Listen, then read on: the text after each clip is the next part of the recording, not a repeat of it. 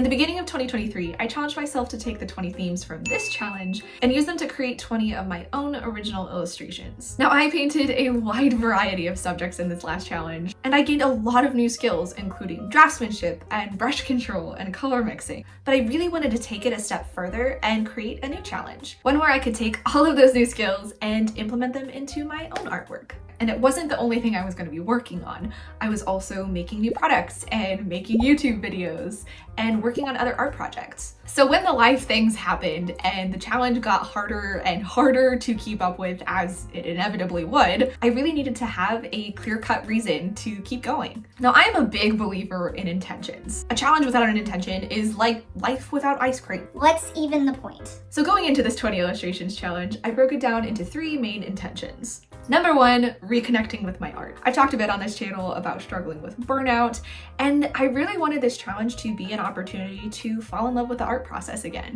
to make art without the fear of failure, to make art without a financial goal in mind, and ultimately to trust my artistic intuition and be playful with the practice again. Number 2, building a portfolio. So one of my other goals this year was to launch my website and online shop, which I did, but an artist website without any art is kind of boring.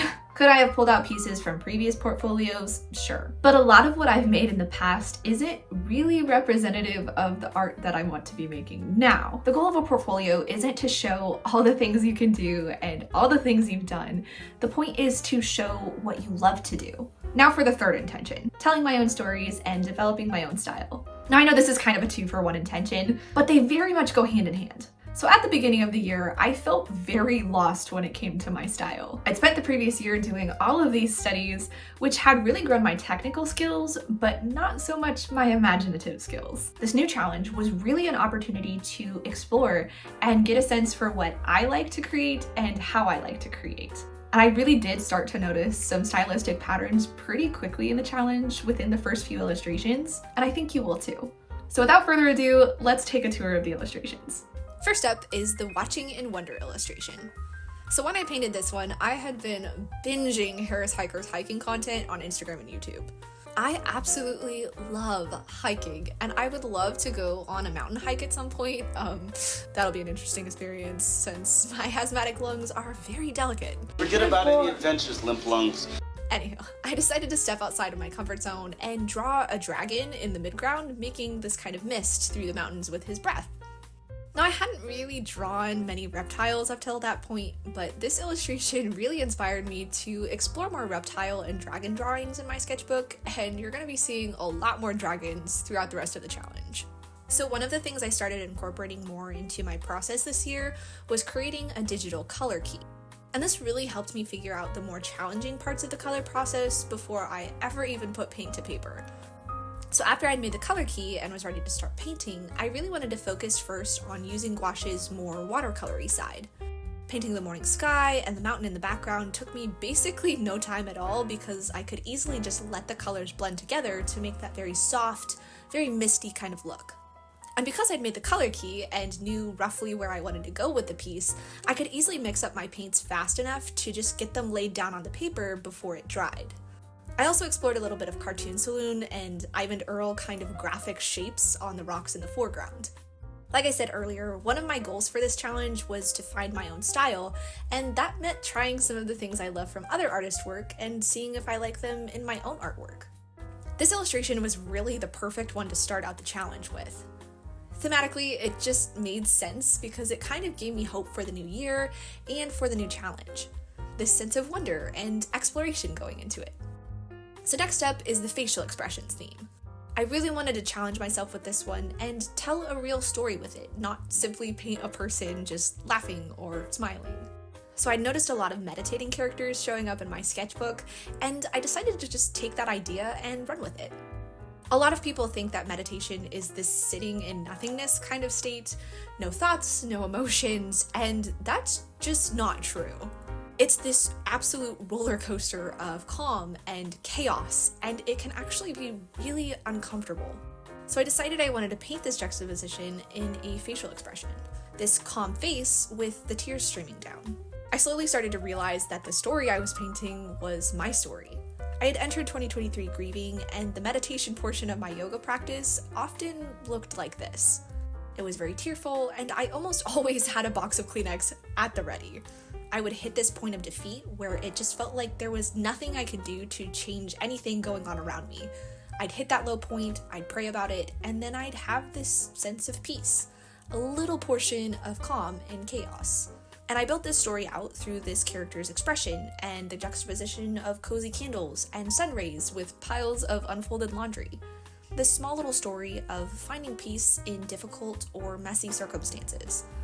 I think this piece also helped reinforce my love for dotty spotty bits, like the little glow of dust particles in sunlight. This piece also helped me realize just how much I love using warmer, more kind of nature-y color palettes. Those warm greens, the golds, the reds. Not that I don't love other colors too, but this is definitely a color palette that I'm more drawn to. Now, I'll be honest, this one's probably in the bottom 3 for this year's illustrations. I liked the concept of the painting, this little girl and her corgi just enjoying the sunrise on the porch of a Japanese tea house, but I don't think I executed the idea very well. I let myself get extremely psyched out by the perspective in this one, and I think it shows. I think this piece is very stiff and overall relatively lifeless. Now, I do think it's important to try to find elements you like in a piece, even when it's not your favorite. So I think my favorite part of this piece was the toro, the little stone lantern in the foreground. I absolutely love the different shapes of toros, and I think it was a really nice little foreground addition to the piece. Kind of a secondary focal point. I think part of the reason I'm not overly fond of this one is there's just not much of a story to it. We don't really get much information about the tea house itself or about the characters.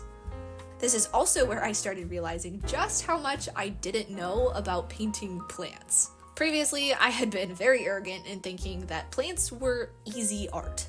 It's a plant. How hard can it be to paint? Stems, leaves, boom, you're done.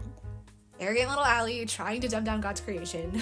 But this piece helped me realize I couldn't just pull plants from my memory and paint them. All of a sudden, I didn't know how leaves stack on top of one another or the difference in shades of green between plants. Now, y'all know I am a huge Studio Ghibli fan, and this is when I really began looking at the variety of greenery in Studio Ghibli backgrounds and really starting to appreciate how complex and beautiful and how not easy plants really are. Next up, we have the food theme, which I was insanely excited for. This one I've titled The Baker's Apprentice. Now, I think this piece was what really solidified my love for telling stories in my artwork. I love painting scenes that feel like they're kind of a snapshot from a movie, like you could walk in and just be a part of the story. So the story here is about this young girl, the baker's apprentice, learning the trade from this baker dragon. He carefully watches over her shoulder, teaching her the magic of baking. Now, Kitty Tate was a very big inspiration for this illustration. If you don't know who Kitty is, she's the owner of the Orange Bakery in England and the author of the book Bread Song. She has such a deep passion for bread baking and the way bread connects people together. All over the world, people have some sort of bread that they bond over, whether it's dumplings or sourdough or croissants. Now, y'all know I love painting food. So I had an absolute blast studying Kitty's bread photos and analyzing the shapes and the textures and the colors of bread. I really love researching for my illustrations and learning about the elements that I add into them. The pano on the work table were a struggle to paint. I don't know what the deal was, but I could not seem to paint the spirals correctly. Anywho, so I added this sort of arched window and the stone floors for more of a Renaissance aesthetic, some vines climbing down the ceiling for a little bit of greenery, just these subtle aesthetic elements that help tell the story. This piece definitely taught me that story is key, and to tell a clear story, you can't make every element the focus. As much as I wanted to go ham painting every little crack and crumble on the many breads in this piece, the main focus was the character kneading the dough. It was most important that your eye is drawn to her first. Next up, definitely my least favorite, the animals theme. So for this one, I really wanted to use a different set of mediums. Up till this point, I'd used solely gouache and colored pencil, and I really wanted to get out my dip pen and my watercolors. One of the goals for this challenge was to explore, and that meant giving myself the space to do something different. Now, let me be clear, I don't hate this piece now. At the time I made it, I pretty much did, but I can see some elements that I do like now. I like the different mark making in the spots on the giraffe and throughout the rafters. I remember really enjoying using my dip pen.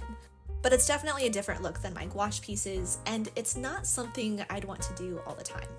Don't get me wrong, I love using inks. I just made a little Avatar The Last Airbender ink illustration for one of my friends for Christmas, and I loved every second making it.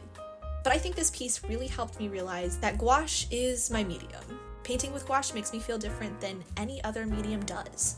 So sometimes to find what you like most, you have to find what you don't like first. This piece taught me the importance of failing and seeing a piece through to the end. It also taught me the importance of setting aside your work for a few days when you're really struggling with it and just allowing yourself to be unhappy with it for a little bit. Now, I think the story fell a little bit short with this one too. Basically, we have our zookeeper going to feed her favorite giraffe.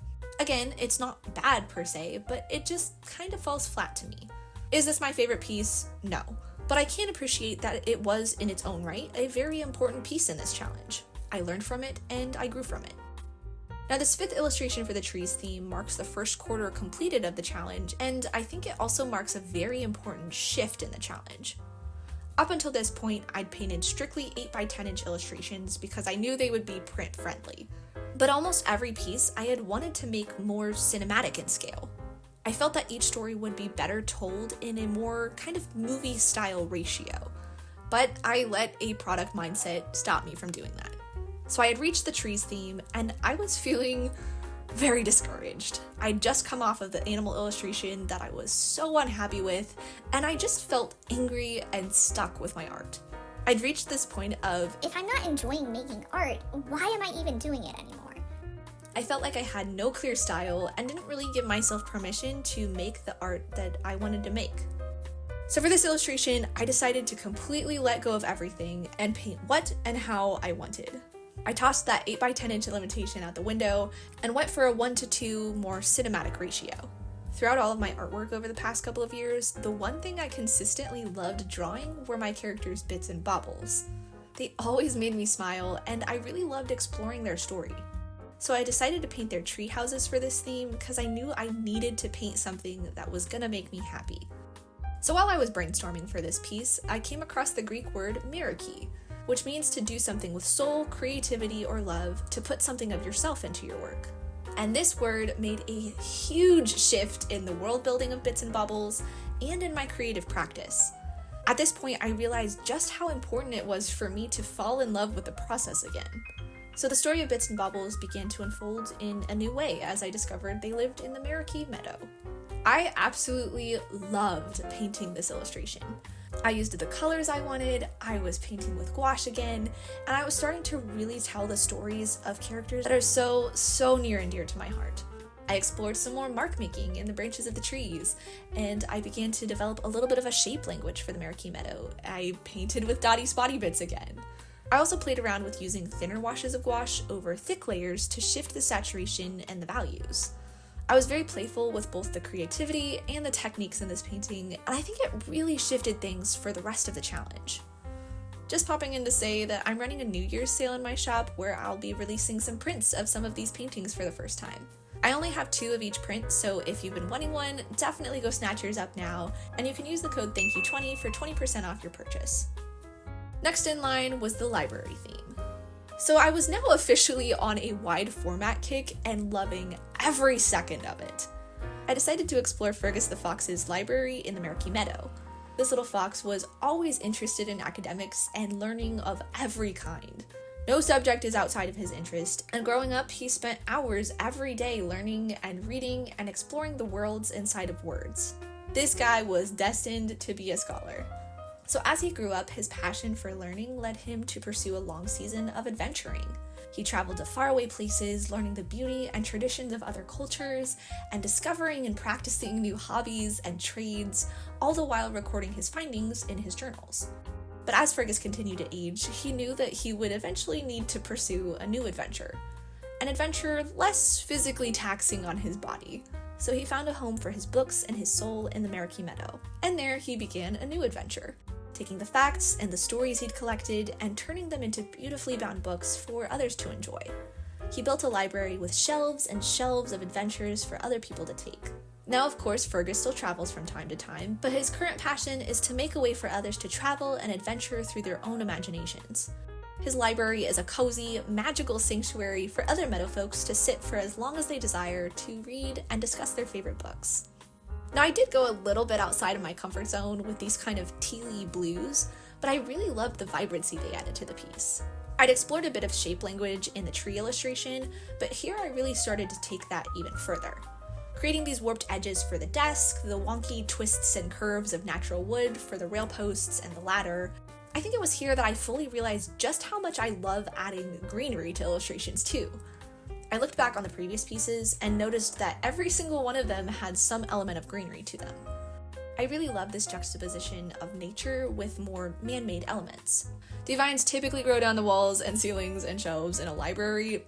No, but in the Meraki Meadow they do. At the time, I'd also been doing more of my wooden animal paintings. I do love that style, and I wanted to incorporate elements of it into the Meraki Meadow animals, but I didn't want them to look quite that blocky.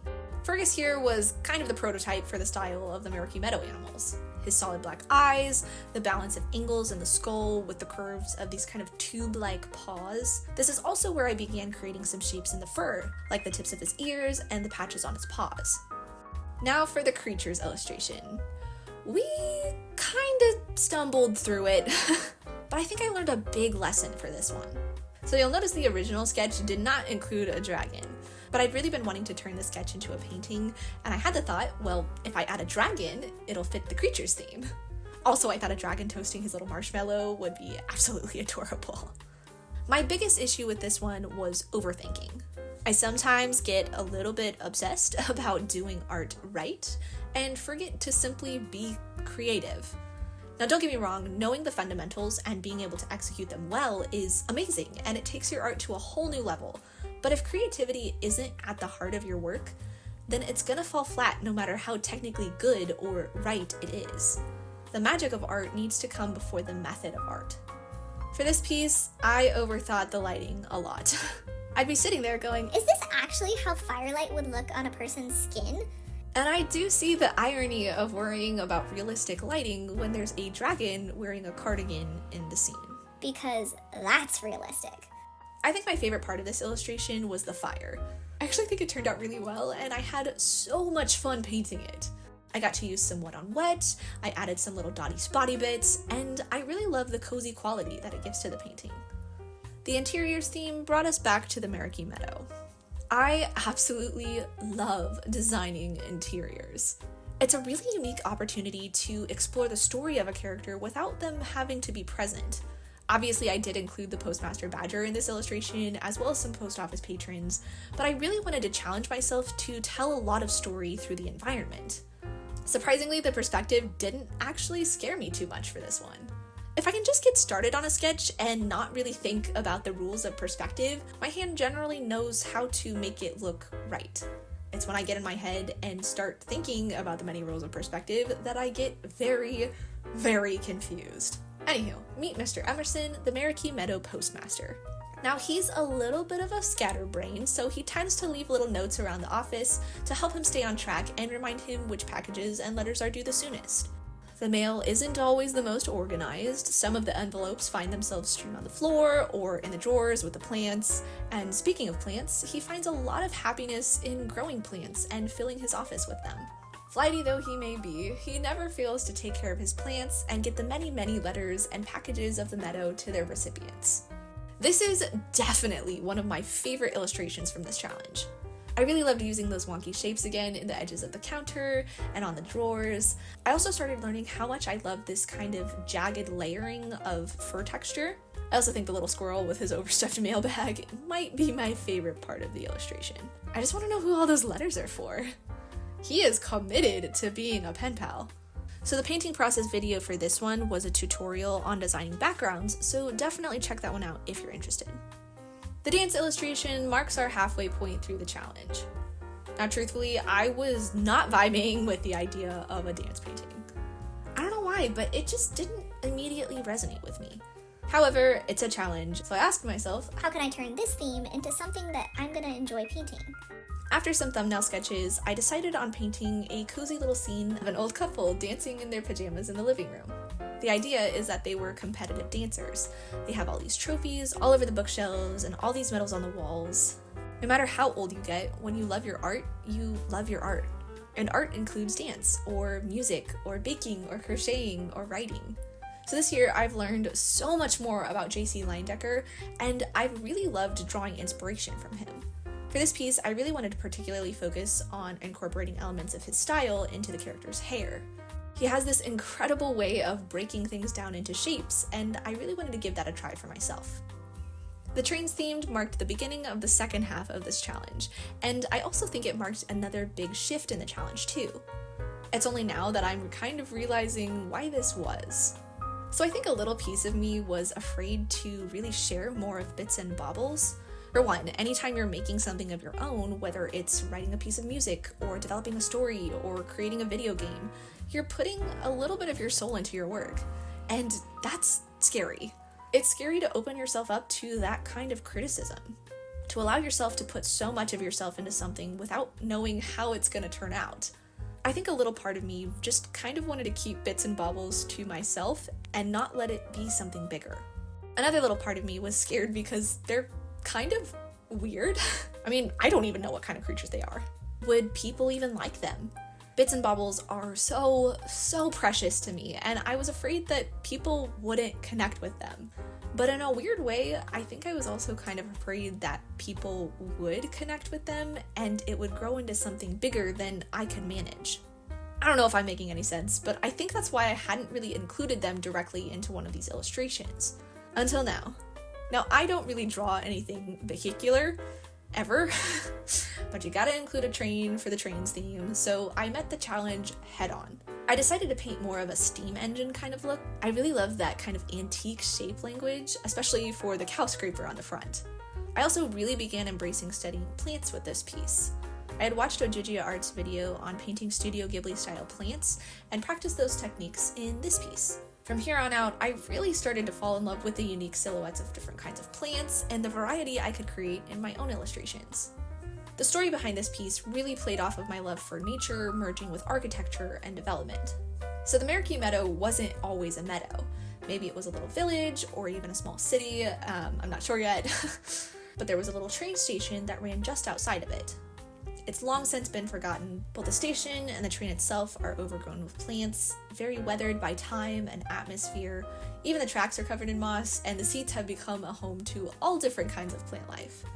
But after every rainstorm, Bits and Baubles pack a picnic lunch and visit the old train. I really loved the process of this painting. I went in without a color key and really embraced more spontaneity with this one. I think this piece kind of encouraged more of that playfulness and encouraged me to trust more of my artistic intuition. Next up was the cottage theme, where I decided to paint Bits' cottage. So Bits is a botanist. She is all about the plants. She loves to explore different areas and record their plant life in her field journal. Her livelihood is being a florist, and she's built a very colorful business selling her dried flower bouquets. But at the heart of her craft is the love of the plants themselves. Like I said earlier, I love painting interiors, and I had a ton of fun designing this one. I really wanted to put a lot of focus on the more nerdy side of Bits. All of her books, her field journal on the desk, the flora banner on the wall. Obviously, I wanted to include her potted plants, the vines on the ceiling, the branch where she hangs her bouquets. But I wanted it to be obvious that she cares about the plants themselves, not just the aesthetic of plants. This one was definitely a challenge.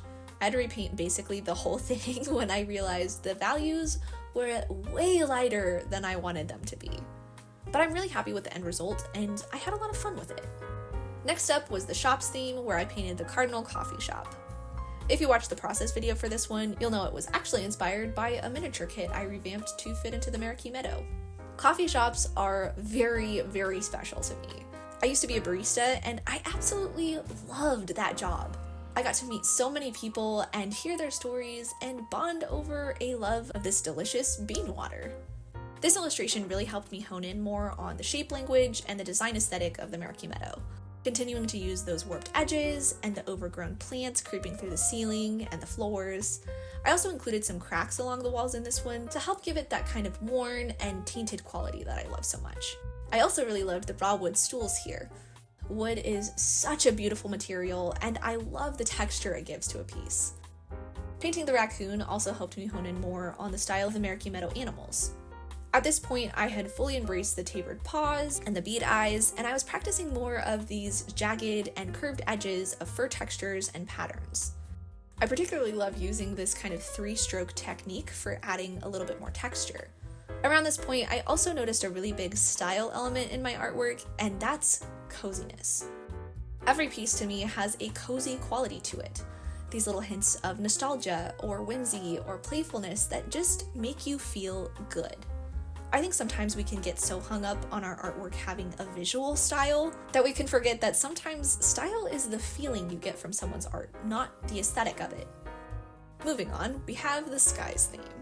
So this one I decided to do a little bit differently. I was in a very busy season at the time, and I just didn't have the time to devote my efforts into a bigger illustration. Instead, I decided to try to use up some of the pages in my sketchbook from the 100 Scene Studies challenge. I wanted to paint bits and baubles, just enjoying the sunrise on top of a telephone pole. I didn't do a color key for this one, I just decided to trust my intuition and simply paint. I loved painting this one. It was very therapeutic and I really enjoyed it. There was this sense of play where I could just start painting and see where the brush took me. Sometimes I forget that painting is a conversation, and no one likes to be in a one-sided conversation.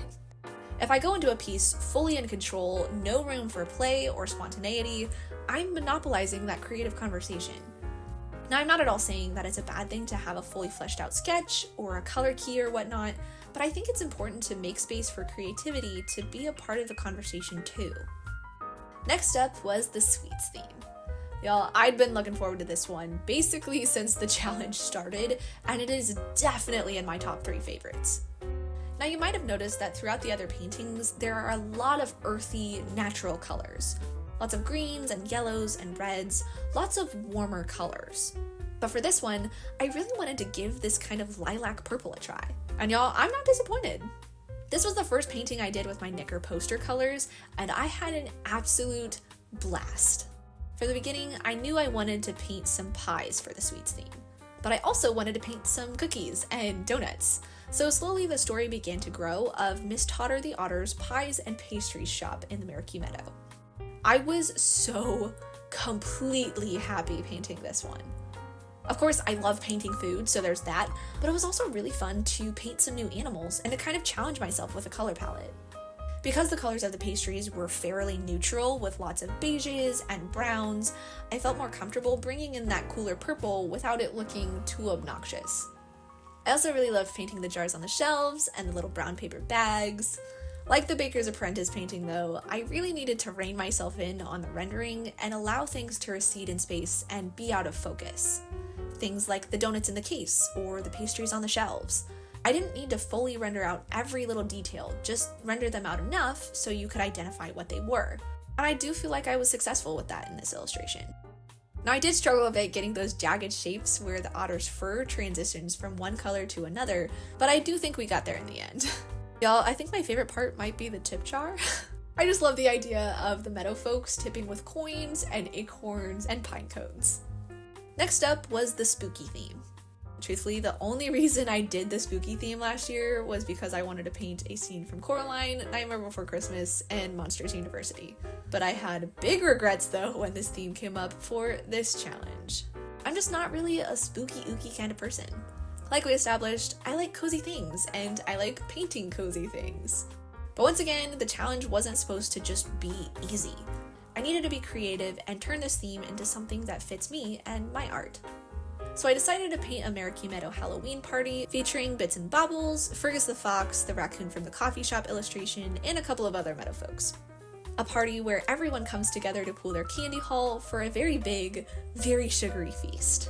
Now, I think it technically fits the spooky theme because it is a Halloween party, but it's still got those whimsical, cozy vibes that I love so much.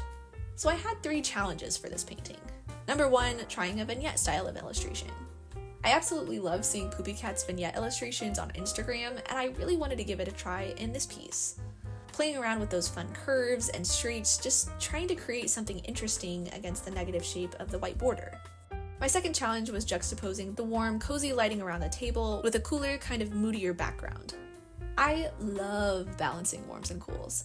cool reds with warm greens, teals with coppers, those really nice complementary colors. So it was really fun trying to play up those warms and cools in this piece. My third challenge was to play around with more lost edges. We've established that sometimes I have an over-rendering problem. But do you really need to be able to clearly define where the edge of the tabletop is separate from the grass on the ground? After all, the table itself is not the focal point. Lost edges has to do with brushwork, but it also has to do with values. Letting those values merge with one another. For example, the way Bits' witch hat merges with the willow tree in the background because of their values. Now, I don't think I was fully successful creating many lost edges in this piece, but it was good practice, and I do think I learned from it. Moving on, we had the Studio Ghibli theme. I really had to think about this one when I started brainstorming for it. What does Studio Ghibli mean to me? What about it speaks to me? Is it the Japanese folklore, or the hand-painted backgrounds with a variety of greenery, the frequent found family storylines?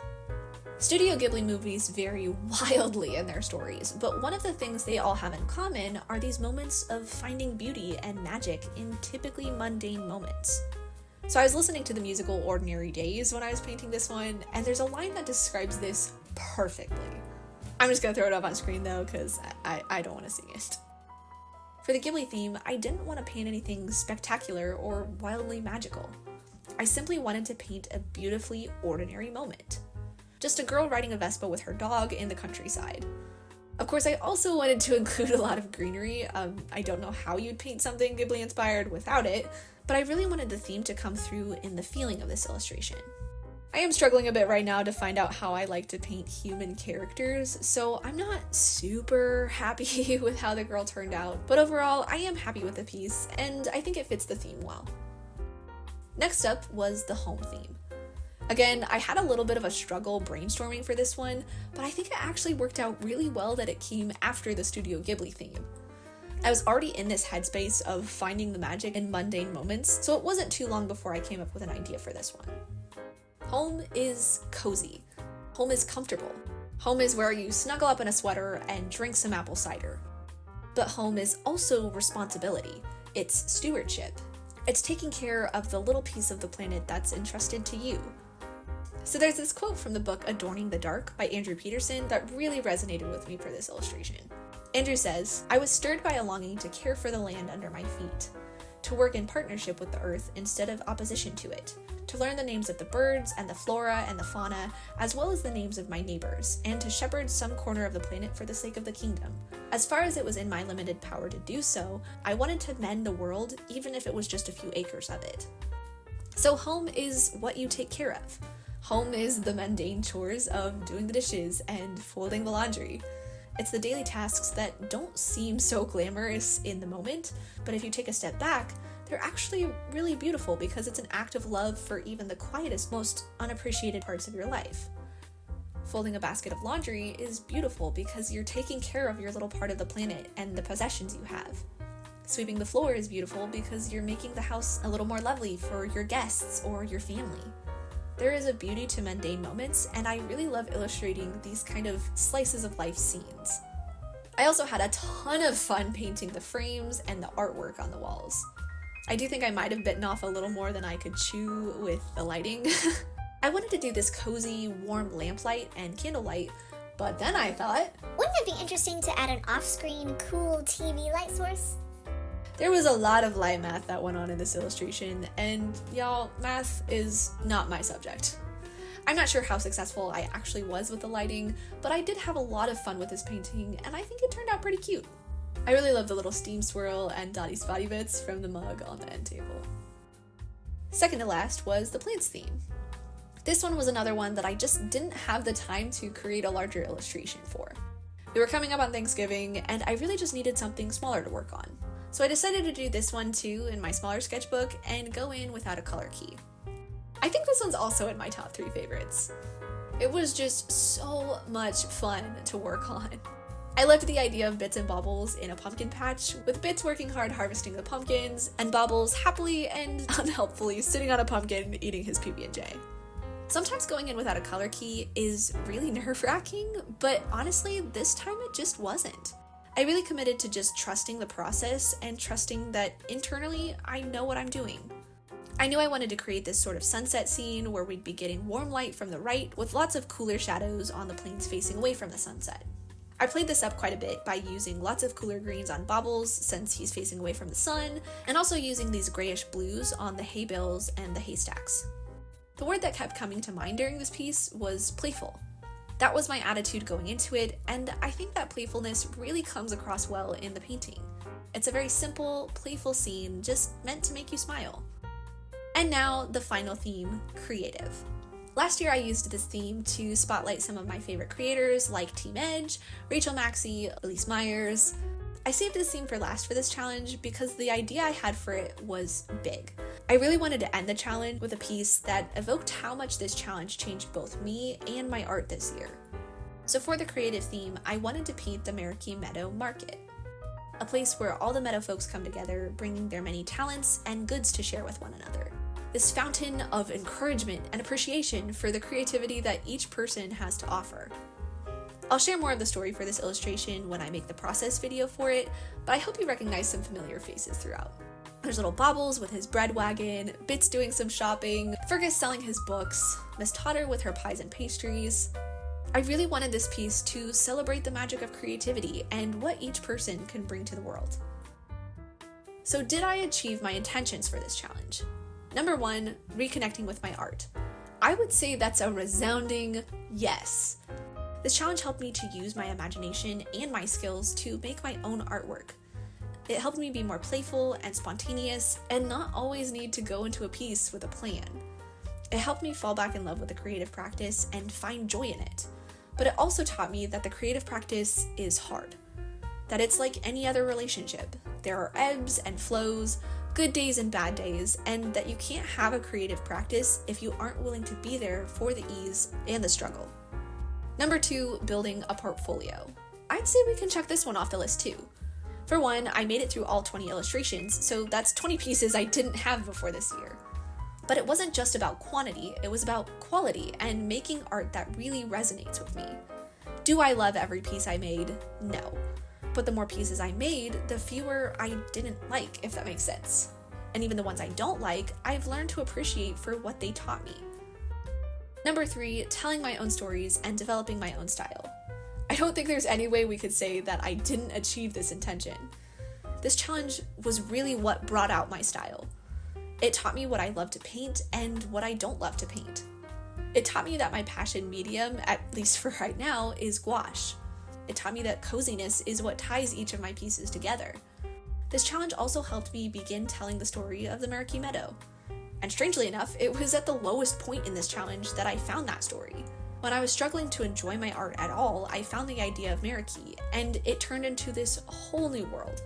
This whole new story that taught me how to love my art again, and love the creative practice again.